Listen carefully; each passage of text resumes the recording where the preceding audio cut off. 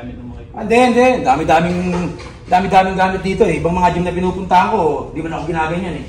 Ako, pasensya na sir. Meron kasi tayong policy dito po sa Trends na kailangan more of nagpa-follow po tayo dun sa mga protocols saka dun sa mga policy po natin kadating sa gym. Ganun ba? O sige. Sumbongero pala yung mga member mo rito eh. Policy. Ano yung pera ko? Balik niyo yung pera ko. A few moments later. Wala ka ba dyan, Tol? Hello, sir. Hindi na ka pa dyan eh. Hindi naman pag-aari yan eh. Ibisan mo. Hindi mo sa'yo yan eh. Ilang set ka pa ba? Gasto. Gasto, kanina ka pa dyan ah. Ina. Nabili mo yung machine ah.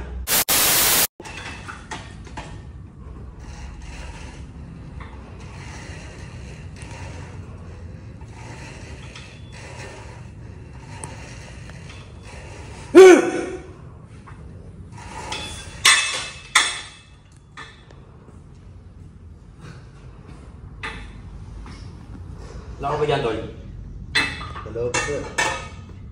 Hindi na ka pa dyan eh. Hindi naman pag-aari yan eh. Hello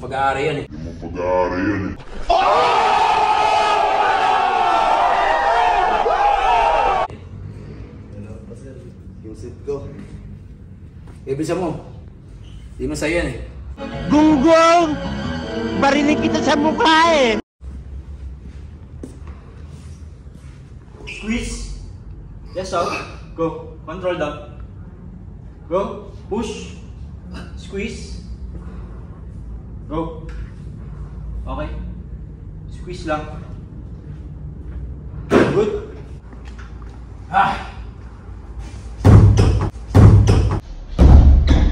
Pwede ba ilayo mo sa akin to? Ayoko makita ito. Maita ulo ko.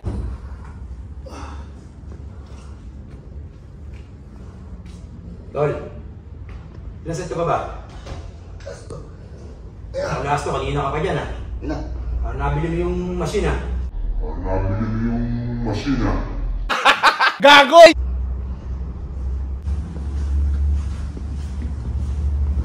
Sir. Yung may nakaputi. Yung bago. Paano? Medyo nababastos yung mga member natin eh. Ganun ba? Oo, nag-aangas. Sige. Ako na bahala. Sige sir. Okay. Dito lang sir.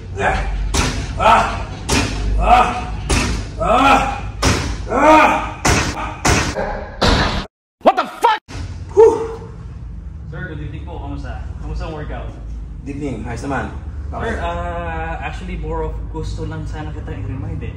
So alam ko may bago ka lang dito sa gym. So may mga policy kasi tayo dito na more yan, parang respeto lang din sa mga kasama natin na nag-workout. So yun, may nagreklamo kasi. So ang sabi kasi more of na papastusan daw. So I'm not sure kung ano nangyari pero it's more of part kasi ng policy namin na when it comes kasi sa mga gamit kasi namin kailangan binabalik ka. Tapos at the same time yun, more of respeto lang dito sa mga nag-workout kung may gumagamit sa mga equipment. So pwede naman tayo mag-ano tayo para more of mag-take turns tayo sa mga equipment natin. Ngayon na, sino ka? Actually sir, ako si Lawrence. So ako actually ang fitness manager nila dito sa Trends Fitness po. Ako nga pala si Coach Lawrence. So ako po pala yung manager dito sa Trends Fitness. Ikaw pala manager dito. Kaya ano ba nireklamo ng mga member mo rito? Masama pang gamitin eh, yung ibang mga member mo rito napakatagal bumeso sa machine. Tagal ko naghihintay. Okay, pasensya na po sir. Kadating po kasi sa mga equipment. So usually po kasi dahil more of kailangan more of nag-share din po kasi tayo sa mga paggamit ng mga equipment. Hindi. What? Dami-daming gamit dito eh. Ibang mga gym na pinupuntahan ko, di ba na ako ginaganyan eh. Ako, pasensya na sir. Meron kasi tayong policy dito po sa Trends na kailangan more of nagpa-follow po tayo dun sa mga protocols saka dun sa mga policy po natin kadating sa gym. Ganun ba? O sige. Sumbongero pala yung mga member mo rito eh. Magkano na lang ako? I-withdraw ko na lang yung membership ko rito. Bayad pa naman ako rito. Ako, pasensya na po sir pero yun po, yun kasi ang policy natin dito sa gym. So if ever po na hindi nyo po nagustuhan, so pasensya na po. So may mga policy lang po tayo na pina-follow po dito sa loob po ng gym. Policy. Ano yung pera ko? Balik niyo yung pera ko. Sir, pasensya na po. So, okay lang po ba kung tapos na kayo mag-workout, kausapin ko muna po kayo sandali. Actually, hindi pa ako tapos mag-workout, pero sige, pakinggan kita. Ito po tayo, sir.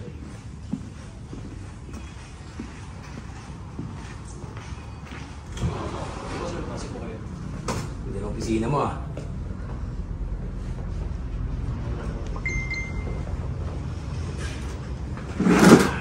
Eh sir, naghihingi na rin ako ng pasensya kung medyo pangit po yung approach ko kanina sa pag-uusap natin. Pero dito kasi sir, more of malaking bagay kasi yung respeto ko dating sa amin. Alam ko naman sir, nung bago din kasi ako nag-gym, halos ganyan din ako nagsimula eh. So, yung ano lang namin dito sir, kasi more of malaki yung bagay na in terms of sa respeto kadating sa mga member. So, alam mo naman, kadating sa'yo sir, alam ko din na more of yung respeto din yung gusto mo din makuha kadating sa mga iba nating mga tao dito. So, ipapapasensya na ako doon sa nangyari kanina. So, yun nga, kung siguro naintindihan mo naman sir, kung gusto mo din naman kasi is more of yung respeto.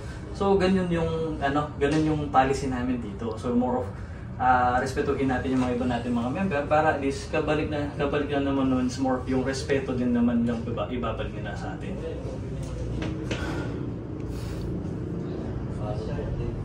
Alam mo Brad, nga ako sa'yo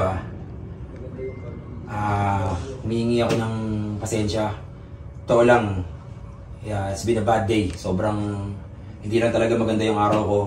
Sa lahat-lahat, pinagdaanan ko buong araw, sobrang, ang ano ko kasi, na-express ko lang at nailalabas ko lang yung sama ng loob, tsaka yung mga dinadala ko pag nasa gym ako.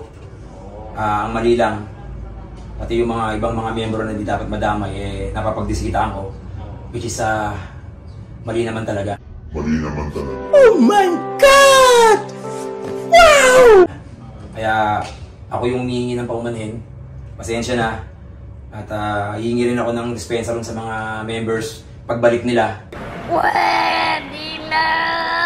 No, pero hanga ako sa'yo, Brad, kasi hindi basta-basta ganun yung patience na ilalabas natin sa mga reaction na ginagawa ko eh.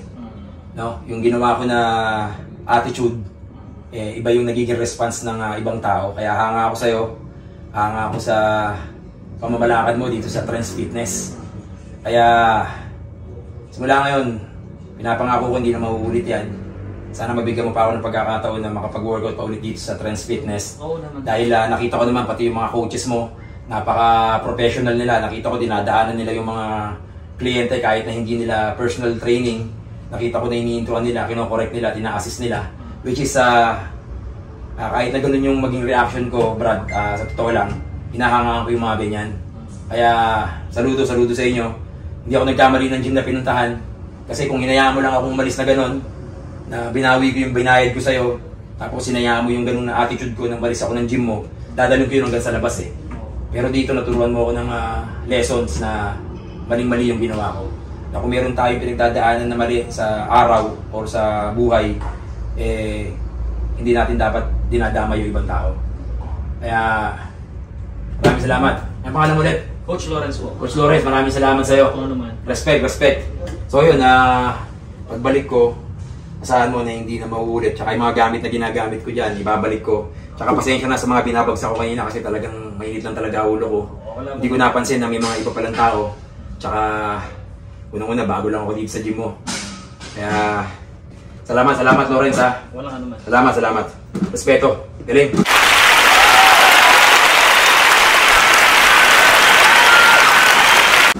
Thank you. Boss B, Oo. ano nang pinagkakabalahan mo? Busy-busy ka.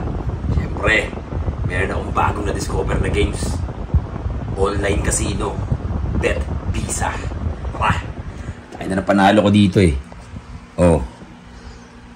Nakaraan pera ko ano lang, 300. Ngayon 1,971 na oh. Diba? Maraming games dyan. Kayo na mamimili. Napakadali lang manalo rito. Ay, mga mahilig sa bingo. Ayan oh, bingo. Pero ang paborito ko dito, yun. Royal Ace. Yan tayo. Yan. Silang kayo, kaya may inip. Yun talaga labanan. Ayan, loading pa eh. Sipin nyo, pera ko 300, naging 1,900. Bilis lang. Dito lang yan sa Triple Ace. Click. Yan, oh. Okay. Kaya tayo ng 100. 100. Yan. Okay. Oh, double ang panalo. Yun, oh, sinasabi ko. Diba? Oh, isa pa. VIP. Bang! 5 spade. Oh, double ang panalo. Makita mo? Oops. 2 spades. Double. Okay. Yan sinasabi ko. Oy! Ay, laki. 1,000 panalo natin. Oh, 2,500 na. Diba? Punta natin. 300 tayo. Game. Bang! 150. Okay. Nakita nyo, di ba? O, di ba? Napakadali lang manalo dito sa Bet Visa. Kaya kayo, register na kayo sa link sa baba para manalo rin kayo at pumaldo.